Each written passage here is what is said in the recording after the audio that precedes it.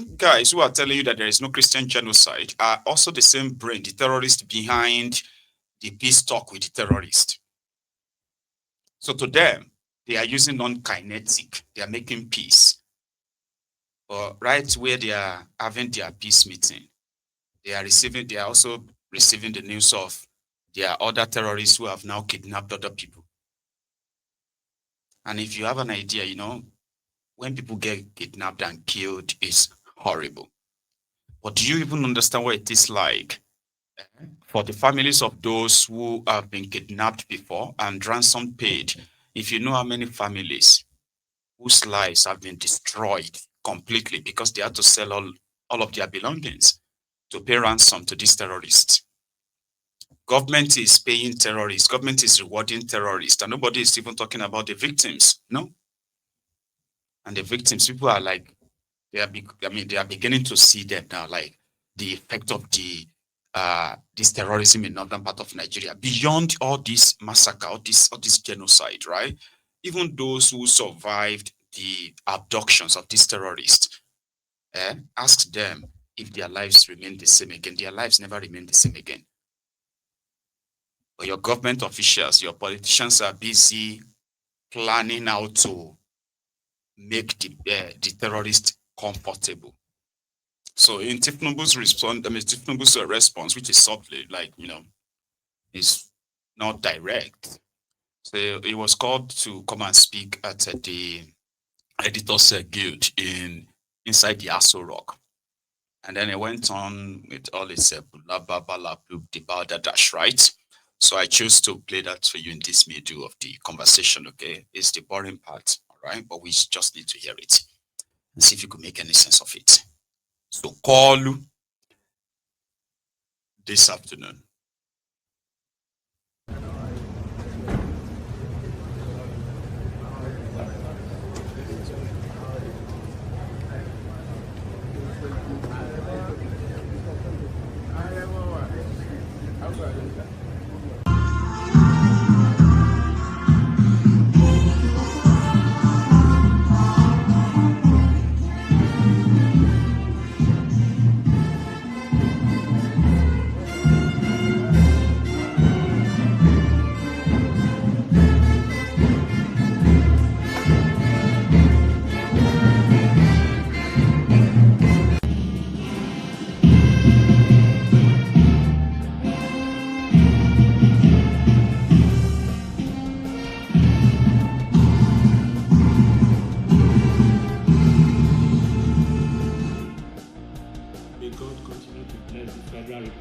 Nigeria.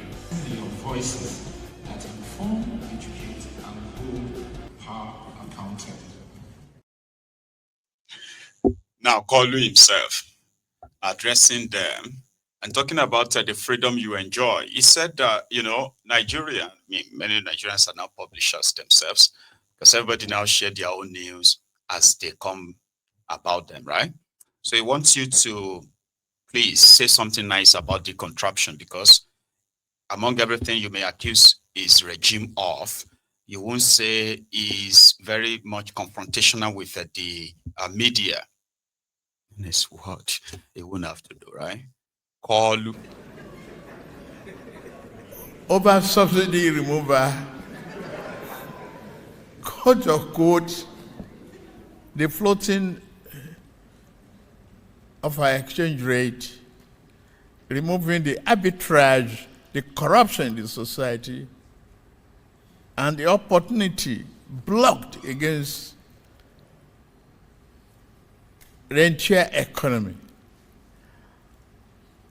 We should celebrate that one today. That the tunnel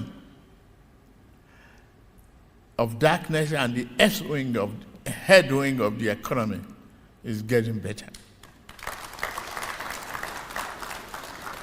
It is my privilege to welcome you to the State House. This is for free. It's your house. This year's annual conference of Nigerian Guild of Editors. Your presence here reflects the enduring importance of the media in shaping national direction and strengthening democratic life.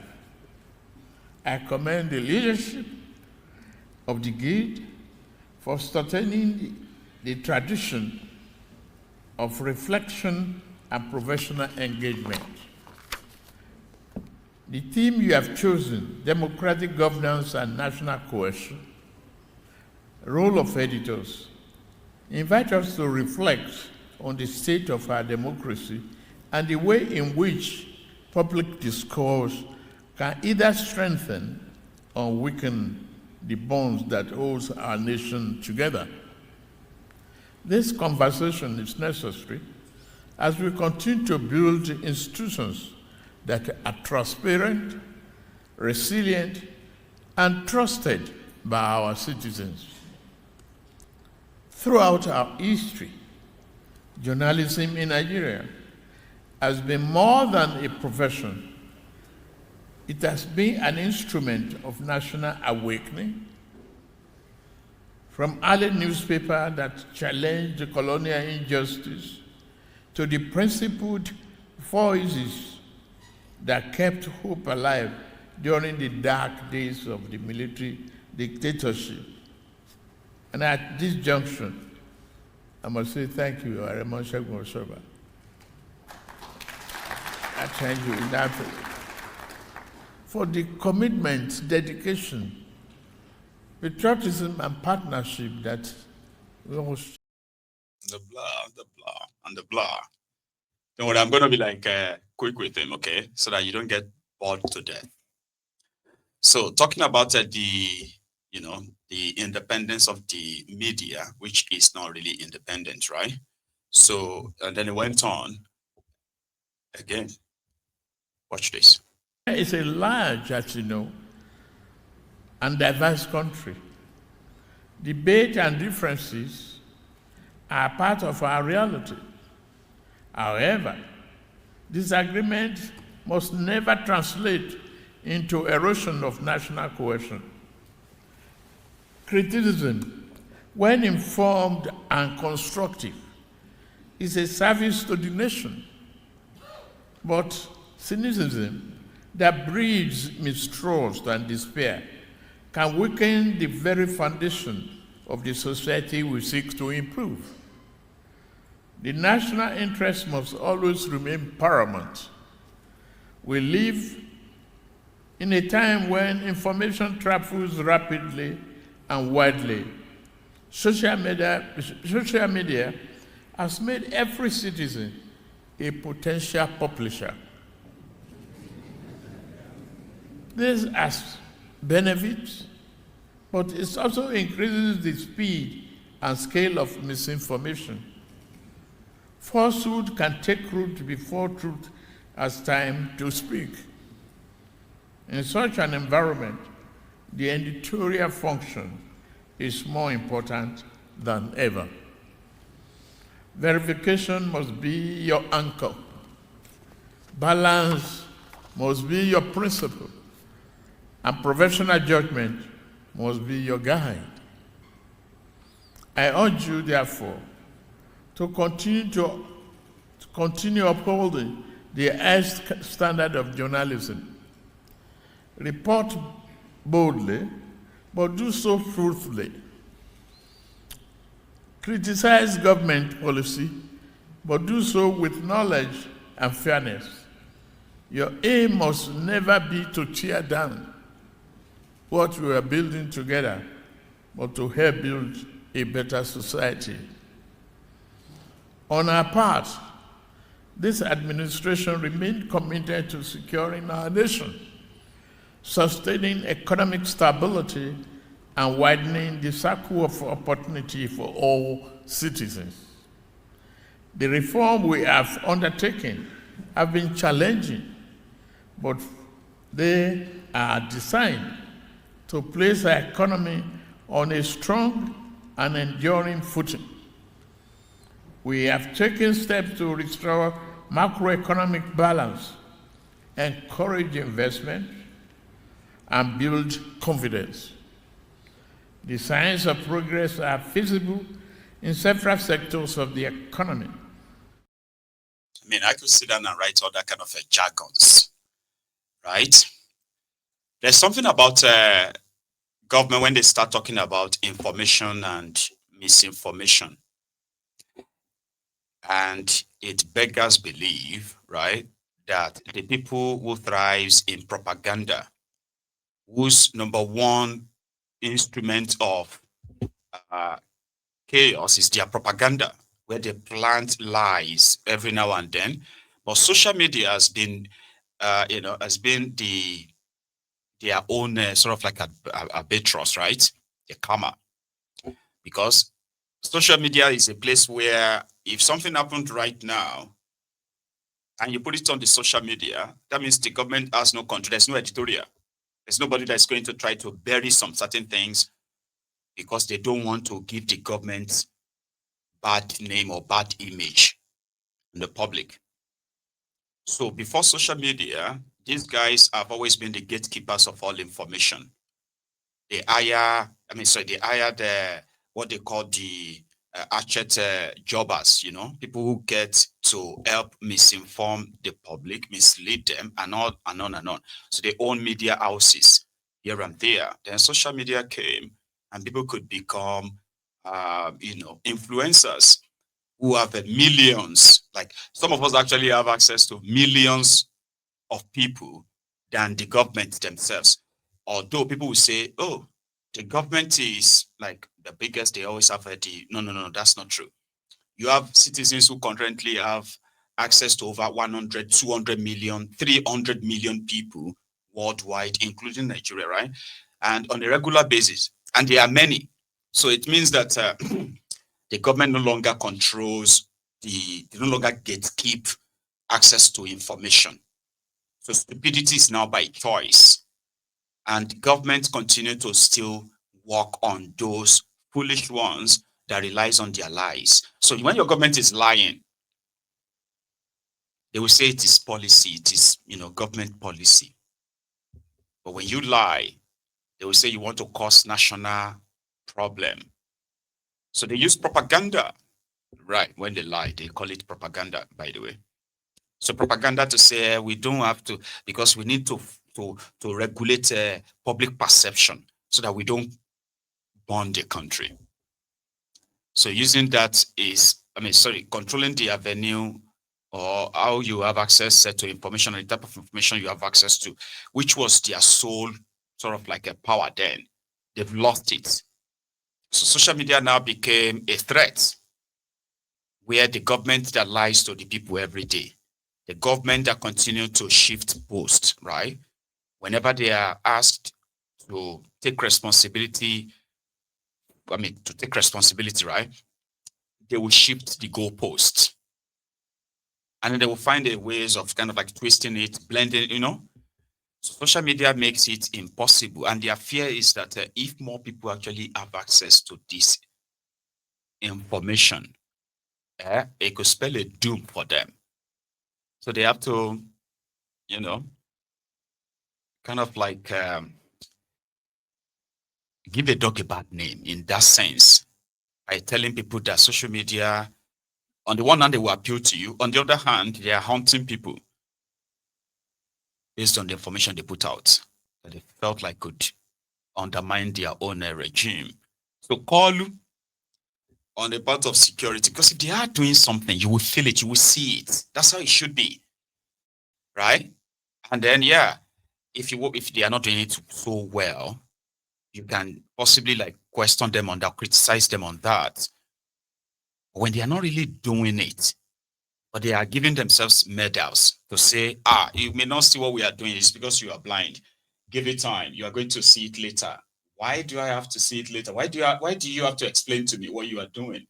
When what you are doing, according to you, has already, they have already started having impact positively on the people, and I'm one of the people. So why do you have to explain to me what you have done, which you are also telling me that I'm already enjoying, but I am not? And then you're like, oh, don't worry. The reason why you are not seeing it is because you are blind. It's because you don't like us and other stupid things to say, right? Now to that part of their security and Trump. Listen to this. Over despair. Let us remember that the stories we tell ourselves as a nation and as a people influence the country we become. I've listened to the request of the chairman of the guild, while I wait the full write-up, noted that the corporate tax relief part of the reform, VAT exemption for media tax credits, affordable loans from BOI and DBA,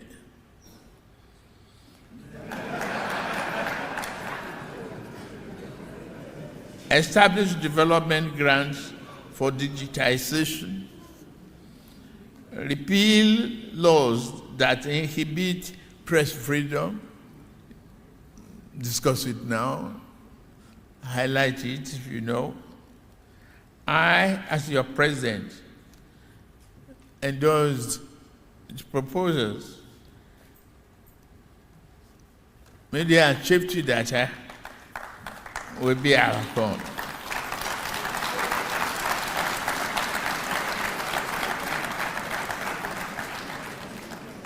Distinguished editors, your work matters. The tone you sent in your newsroom. I watched the tone on some channels recently on Alhambra election. Before the result, you start here, vote buy, vote buy. Who is selling?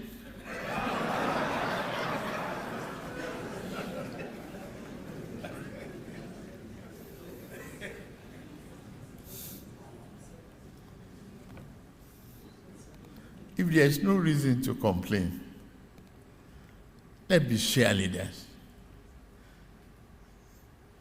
It's our country.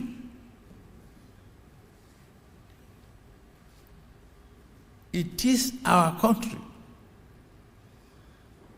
We are going to be discussing the value charter from here. What should be worrisome to you is the image of the country you project over the outside world. How well your institution is making effort to build a nation of credibility with integrity that is required. Yeah, we may be poor. Poverty is not going to be our master.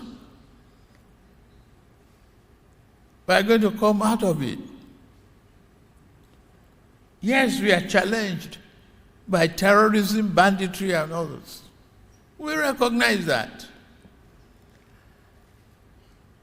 Are we doing something about it? Are we inspiring the armed forces? Are we encouraging them to fight? They put their lives on the line to defend the national sovereignty of this country. It is our responsibility. Take it as part of laundry list of discussions here. Your request is in my pocket.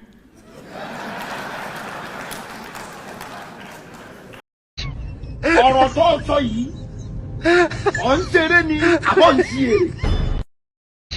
èrè ọ̀rọ̀ tó sọ yìí ọ̀ ń ṣeré ni àbọ̀ ń ṣe èrè. But anyway, it didn't start today. So that was a call reminding you that just like others have been speaking, are we doing anything about it? Yes. Are we inspiring the yes. Nonsense. There was somebody who posted something online, and they said if they were the Nigeria's president, they will make a very brief, like a short statement after this Donald Trump's threat, just to send a signal to these guys and say, the game is up. And that would be like those terrorists operating in Nigeria, especially those of you who killed 20 of my own citizens, Nigerians, this past week. We will find you. We will look for you. We will find you, and we will we'll kill you. Something like that comes from the president and say, well, I have hereby instructed the Nigerian, defense chiefs to put together this, something that inspires kind of like hope. But that's not Koolu. Everybody around will be telling you that we are doing everything. But their soldiers are underpaid, poorly paid, right? Poorly armed as well, surprisingly, despite all the weapons they're getting, right? So they are still poorly paid, poorly